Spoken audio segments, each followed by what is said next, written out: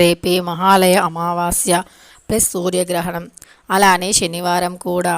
శనివారం అమావాస్య కలిసి రావటం చాలా విశేషం.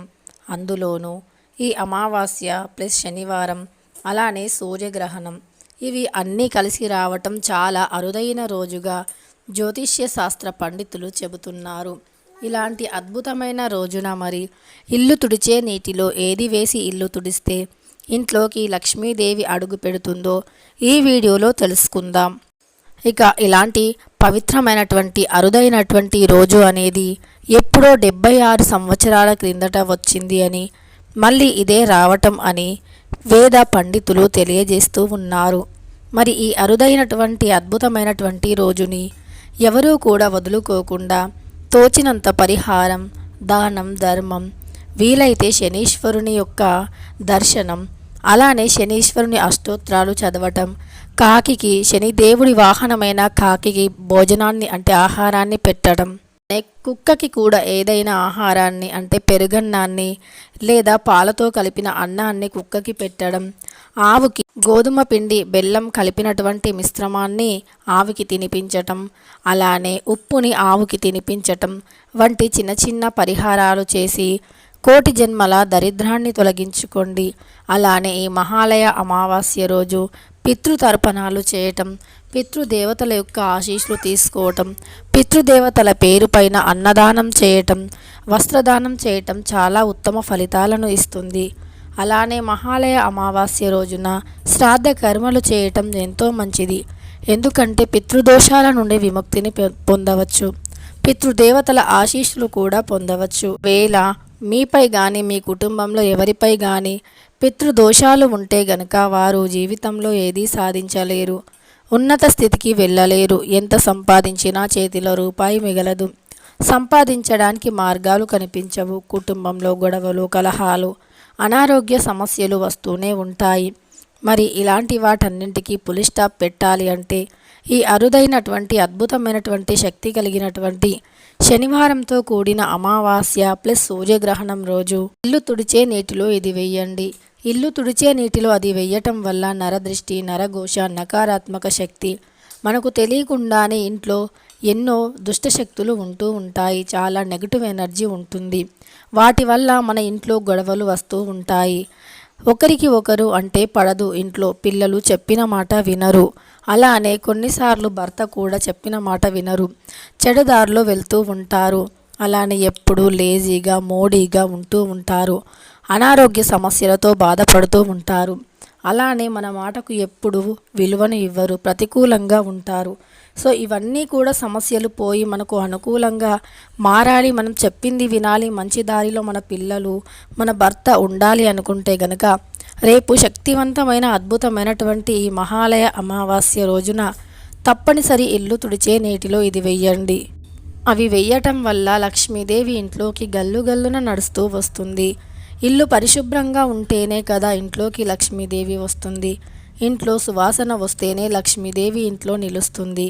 ఒకవేళ ఎంత నీటిగా చేసినా ఇంట్లో అయినప్పటికీ ఇంట్లో దుష్ప్రభావాలు, దుర్వాసన వస్తూ ఉన్నట్లు అయితే ఆ ఇంట్లో జ్యేష్ఠాదేవి తిష్ట వేసుకొని కూర్చుంది అని అర్థం. మరి అలా జ్యేష్ఠాదేవిని, ఘోరపిశాచను, చెడు దుష్టశక్తి ప్రభావాన్ని తొలగించాలి అంటే రేపు ఈ పవిత్రమైనటువంటి రోజున ఇల్లు తుడిచే నీటిలో ఇది వెయ్యండి. మనం ఏ పండగ అయినా అలానే ముఖ్యమైనటువంటి వారాల్లో, లక్ష్మీదేవికి ఇష్టమైనటువంటి వారాల్లో ఇల్లుని శుభ్రం చేస్తూ ఉంటాము. అలానే కొన్ని ముఖ్యమైనటువంటి తిథి వారాల్లో, కొన్ని ముఖ్యమైనటువంటి అద్భుతమైనటువంటి శక్తివంతమైనటువంటి రోజుల్లో ఇల్లు తుడిచే నీటిలో ఇవి వెయ్యటం వల్ల ఇంట్లోకి లక్ష్మీదేవి వస్తుంది. ఇల్లు సువాసన భరితంగా ఉంటుంది, పరిశుభ్రంగా ఉంటుంది. ఇంట్లో పాజిటివ్ ఎనర్జీ వస్తుంది.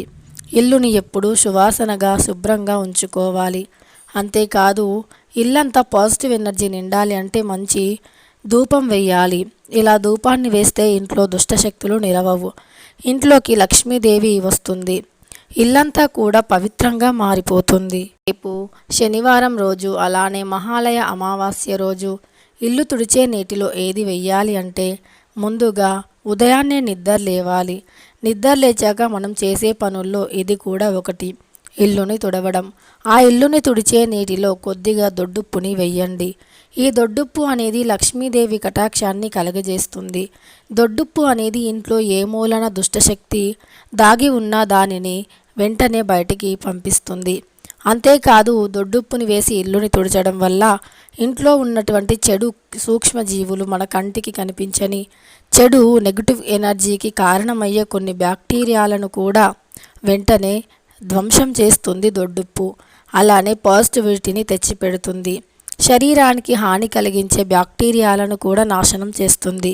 ఇక దొడ్డుప్పు, ఆ తరువాత పసుపు. పసుపు అనేది ఎంతో శుభకరమైనటువంటిది. ఇంట్లో ఉన్నటువంటి చెడు సూక్ష్మ జీవులను తొలగిస్తుంది పసుపు. అలానే లక్ష్మీప్రదమైనటువంటిది, లక్ష్మీదేవికి ఇష్టమైనటువంటిది.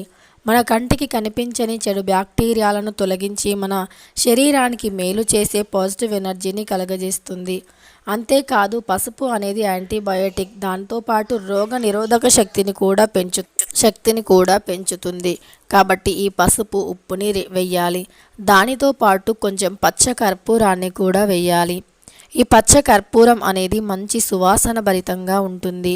పచ్చ కర్పూరం మంచి సువాసన కలిగి ఉంటుంది. లక్ష్మీదేవికి, విష్ణుమూర్తికి, వెంకటేశ్వర స్వామి వారికి చాలా ఇష్టం. అలానే ఈ పచ్చకర్పూరం ఉన్న ప్రదేశంలో ఏ దుష్టశక్తి నిలవలేదు, లక్ష్మీదేవి కటాక్షం తప్ప. ఎందుకంటే పచ్చకర్పూరం యొక్క సువాసనకి దుష్టశక్తులు ఇంట్లో నిలవవు. కాబట్టి పచ్చకర్పూరము, పసుపు, దొడ్డుప్పుతో పాటు ఈ గరిక పూసలు కూడా వెయ్యాలి. ఈ గరిక కూడా లక్ష్మీప్రదమైనటువంటిది, గణపతికి చాలా ఇష్టమైనటువంటిది. అంతేకాదు రేపు అమావాస్యతో పాటు సూర్యగ్రహణం కూడా సంభవించనుంది. కాబట్టి సూర్యగ్రహం యొక్క దుష్ప్రభావాలు, నెగిటివ్ ఎనర్జీ అనేది మన ఇంట్లో ఉండకూడదు, మన ఇంటి సభ్యులపై పడకూడదు అంటే ఖచ్చితంగా ఈ వస్తువులను వేయాలి. గరికను నీటిలో, అలానే మనం వంట వస్తువులలో, బియ్యం డబ్బాలో కూడా వేసుకోవాలి. ఇలా చేయటం వల్ల లక్ష్మీ కటాక్షం కలుగుతుంది. తెలుసుకున్నారు కదా. నీటిలో, ఇల్లు తుడిచే నీటిలో దొడ్డుప్పు, పసుపు, పచ్చకర్పూరం, గరిక ఇవి 4 వేసి ఇల్లుని తుడచండి. ఇలా తుడచడం వల్ల ఇంట్లో ఉండే ఎంతటి దుష్టశక్తులు అయినా బయటికి వెళ్ళిపోతాయి.